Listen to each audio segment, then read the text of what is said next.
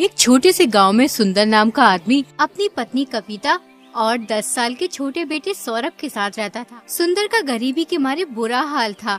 उसके घर में कई कई दिन भोजन नहीं बनता था। एक दिन गांव में एक आदमी मिठाई बेचने आता है। बड़ी दूर से आए हैं, प्यार का तोहफा लाए हैं, अपना लो या ठुकरा दो भैया, हम तो मिठाई लाए हैं। खाओगे एक बार तो मांगोगे बार बार, मिठास भरी है इसमें, सबको भाएगी ये मेरे यार। देखते ही देखते मिठाई खरीदने वालों की भीड़ लग जाती है। कविता और उसका बेटा सौरभ अपने घर के दरवाजे के बाहर बैठे हुए होते हैं। मिठाई वाले को देखकर सौरभ अपनी माँ से कहता है, माँ देखो ना, सब मिठाई खरीद रहे हैं, मुझे भी मिठाई दिलवाओ। बेटा मेरे पास पैसे नहीं है, जब ये अगले हफ्ते मिठाई बेचने आएगा तब मैं तुझे मिठाई दिलवाऊंगी। नहीं, मुझे अभी मिठाई चाहिए। आप मुझे हर बार यही कह के बहका देती हो कि अगली बार दिलवाऊंगी। सौरभ अपनी माँ से मिठाई लेने के लिए जिद करने लगता है। कविता गुस्से में आकर सौरभ के 2 थप्पड़ मारकर अंदर ले जाती है। रोना बंद कर, जब एक बार कह दिया मेरे पास पैसे नहीं है तो फिर मैं तुझे मिठाई कहाँ से दिलवाऊं? तुझे पता भी है हम कितनी मुश्किल से अपना गुजारा कर रहे हैं, घर में एक पैसा भी नहीं है।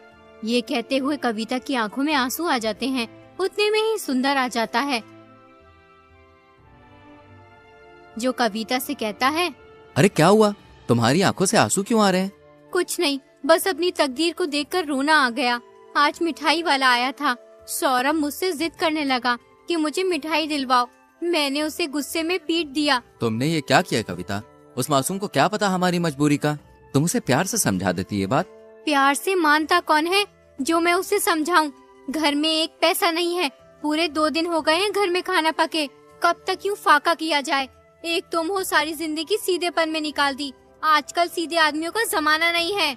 कविता ऐसी बात नहीं है, तुम जानती हो कि मैं कितनी मेहनत से काम करता हूँ, लेकिन फिर भी मेरी तकदीर में पैसा नहीं है। इसमें मैं क्या कर सकता हूँ? तुमसे मैंने कितनी बार कहा है, समझ और मेहनत से काम किया करो। तुम अपने सीधेपन की वजह से हर जगह धोखा खा जाते हो। तुम एक काम करो, अपने मित्र सोम के पास जाकर कोई काम मांगो, वो तुम्हें कोई ना कोई काम जरूर बता देगा। सुंदर अपने दोस्त सोम के पास जाता है।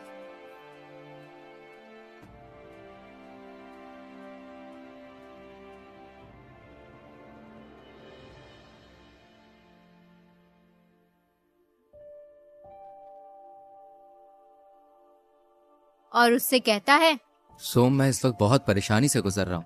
गरीबी से हाल बेहाल हो रहा है, घर में खाने के लिए अनाज का एक दाना भी नहीं है।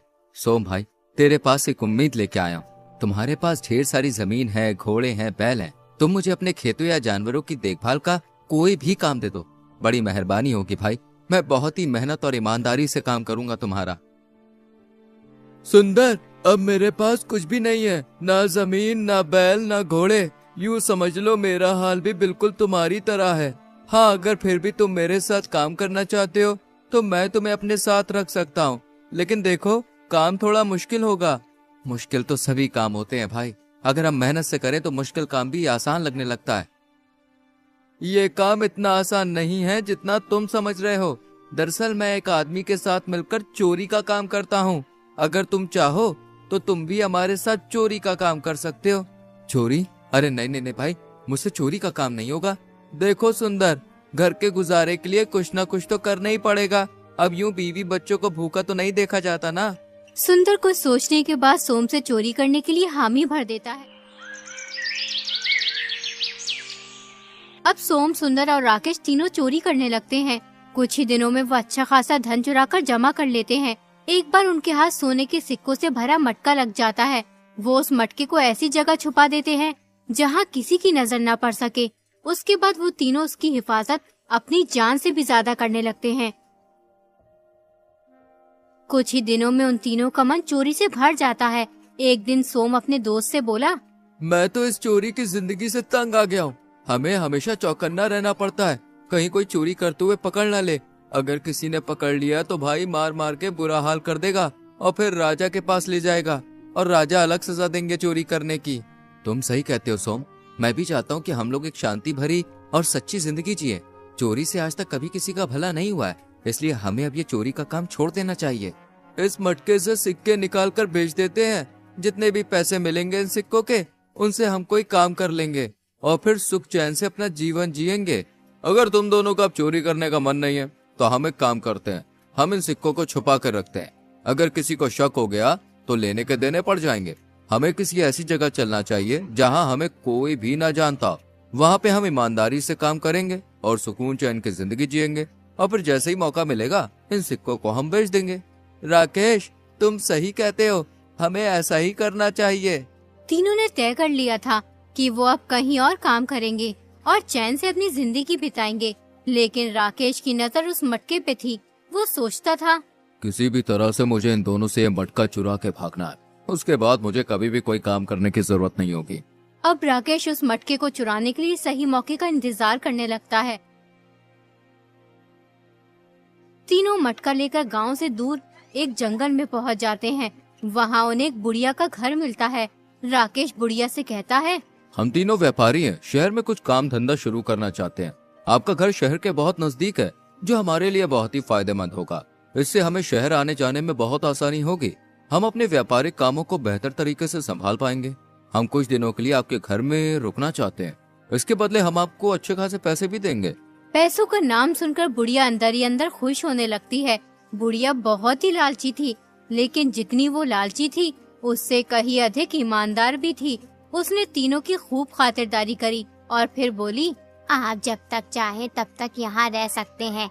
इसे अपना ही घर समझो। तीनों को पता लग चुका था कि बुढ़िया बहुत ही नेक और सच्ची औरत है, जिसे पराई दौलत का लालच नहीं है। इसलिए उन्होंने अपना सोने के सिक्कों से भरा मटका बुढ़िया को संभालने के लिए दे दिया। कृपया आप इस मटके को संभाल कर रखना, और एक बात का ध्यान रखना, इस मटके को हमें तभी देना जब हम तीनों एक साथ तुमसे मटका लेने आए। ठीक है, मैं इस मटके को बहुत ही संभाल कर रखूंगी। लेकिन इस मटके के अंदर क्या है, ये तो बताओ मुझे। इस मटके के अंदर हम तीनों की जिंदगी भर की कमाई है, इसलिए तुम्हें संभालने के लिए दे रहे हैं। बुढ़िया उस मटके को एक खुफिया जगह पर छुपा देती है, जिससे किसी को पता न चले। अगले दिन तीनों काम करने की तलाश के लिए निकल जाते। पूरा दिन हो जाता है, लेकिन उन्हें कहीं भी काम नहीं मिलता, इसलिए वो बहुत थक जाते हैं। फिर वो बुढ़िया के घर से थोड़ी दूर एक पेड़ के नीचे बैठे होते हैं। भाइयों, पूरा दिन हो गया लेकिन कहीं भी काम नहीं मिला। मुझे तो बहुत तेज भूख लग रही है। ऐसा मन कर रहा है किसी पेड़ के नीचे बैठकर खाना खाया जाए। थक तो मैं भी बहुत गया हूँ और मुझे भी बहुत जोर की भूख लगी है, लेकिन खाना लेने जाएगा कौन बुढ़िया के घर? राकेश इसी घड़ी का इंतजार कर रहा था। वो सोचने लगता है, ये सही वक्त है उस मटके को गायब करने का। किसी भी तरह मुझे बुढ़िया से वो मटका लेना होगा। मैं जा रहा हूँ खाना लेने, तुम दोनों आराम करो यहाँ पे।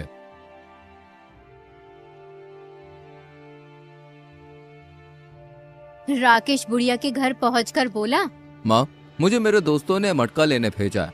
दरअसल हम उस मटके के 4 हिस्से करना चाहते हैं। 4 हिस्से क्यों करना चाहते हो? तुम तो 3 हो, फिर एक हिस्सा किसका है? वो एक हिस्सा हम तुम्हें देना चाहते हैं। तुमने हमारी देखभाल जो की है, तुम्हें पता भी है उस मटके के अंदर सोने के सिक्के हैं। तुम्हारे हिस्से में बहुत सारे सिक्के आएंगे। तुम उन सिक्कों से अपनी बची कुची जिंदगी आराम से काट लोगी। लाओ, जल्दी मुझे वो मटका ला कर दो। मुझे अपने हिस्से का कोई लालच नहीं है। मैं तुम्हें मटका तभी दूंगी जब तुम तीनों एक साथ मेरे पास मटका लेने आओगे। राकेश सोचने लगता है, हाँ, ये बुढ़िया तो बहुत चालाक है। ये मेरी बातों में आई नहीं रही, अब क्या करूं? एकदम राकेश के दिमाग में एक विचार आया। वो बुढ़िया से बोला, अगर तुम्हें मेरी बात पे यकीन नहीं है तो तुम खुद ही जाकर पूछ लो। बुढ़िया घर से बाहर निकली। उसने दोनों को एक पेड़ के नीचे बैठे हुए देखा। उसने दूर से ही उन दोनों को आवाज लगाई, क्या तुम दोनों ने अपने दोस्त को मटका लेने भेजा है? सुंदर और सोम को बुढ़िया की आवाज साफ सुनाई नहीं दी।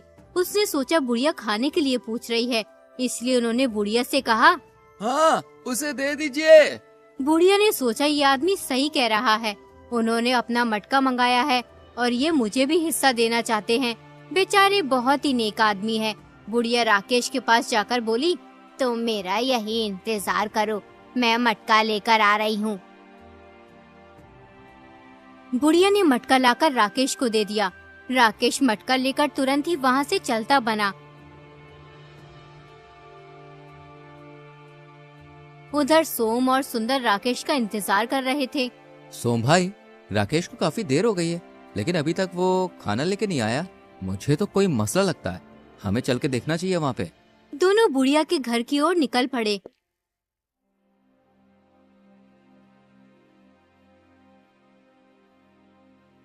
घर पहुंचकर वो बुढ़िया से बोले, हमने अपना दोस्त राकेश खाना लेने भेजा था, लेकिन वो हमारे पास नहीं आया। वो कहाँ है? तुमने उसे खाना लेने भेजा था या सोने के सिक्कों से भरा मटका? अरे हमने उसे खाना लेने भेजा था। उन दोनों की बात सुनकर बुढ़िया घबरा जाती है। उसने मुझसे कहा था तुमने उसे मटका लेने भेजा है। मैंने तुमसे भी पूछा था, तुमने मुझसे कहा हाँ दे दीजिए, इसलिए मैंने उसे मटका दे दिया। बुढ़िया की ये बात सुनकर उन्हें एक झटका सा लगा। वो तुरंत समझ गए कि उनके दोस्त राकेश ने उन्हें धोखा दे दिया है। हमने आपसे कहा था कि मटका तभी देना जब हम तीनों एक साथ आपसे मटका मांगेंगे, लेकिन तुमने हमारी बात नहीं मानी और मटका राकेश को दे दिया। मुझे तो लगता है तुम दोनों ने हमारे माल को हथियाने की साजिश की है। तुम भी उसके साथ मिली हुई हो और हमारा पागल बना रही हो। दोनों की बात सुनकर बुढ़िया बहुत दुखी हुई और बोली, मैंने कभी जीवन में किसी के साथ धोखा नहीं किया। तुम फालतू में मुझ पर शक कर रहे हो। तुम झूठ बोल रही हो। तुम्हें हमारे साथ राजा के पास चलना होगा। दोनों बुढ़िया को राजा के पास ले जाते हैं और फिर राजा से कहते हैं, महाराज, हम तीनों ने इस बुढ़िया को अपनी जिंदगी भर की कमाई संभाल कर रखने के लिए दी थी। हमने इनसे कहा था कि हमें मटका तभी देना जब हम तीनों एक साथ तुम्हारे पास लेने आए, लेकिन इन्होंने हमारी गैर मौजूदगी में वो मटका हमारे दोस्त राकेश को दे दिया और वो मटका लेकर फरार हो गया। क्यों अम्मा जी, क्या ये दोनों सच बोल रहे हैं? हाँ महाराज, ये दोनों सच बोल रहे हैं, लेकिन मैंने इनसे आवाज देकर पूछा था कि क्या तुम्हारे दोस्त को मटका दे दूं, तो इन्होंने हाँ कह दिया, इसलिए मैंने उसे मटका दे दिया। नहीं महाराज, ये झूठ बोल रही है। हमने खाना देने के लिए हाँ कहा था, ना कि मटका देने के लिए। महाराज, ये भी हमारे दोस्त राकेश के साथ मिली हुई है। ये सब इस बुढ़िया की लापरवाही की वजह से हुआ है, जिससे तुम दोनों को नुकसान हुआ है। इसलिए तुम्हारे नुकसान का सारा हर्जाना बुढ़िया को 5 दिन के अंदर भरना होगा। अगर ये हर्जाना नहीं भर सकी तो फिर इन्हें सजा मिलेगी। राजा की बात सुनकर बुढ़िया रोती हुई अपने घर चली जाती है। हे ईश्वर, मेरी मदद कर। मैं उन दोनों का धन कहाँ से लौटाऊं इस बुढ़ापे में? मैं उनके धन की भरपाई कहाँ से करूँगी?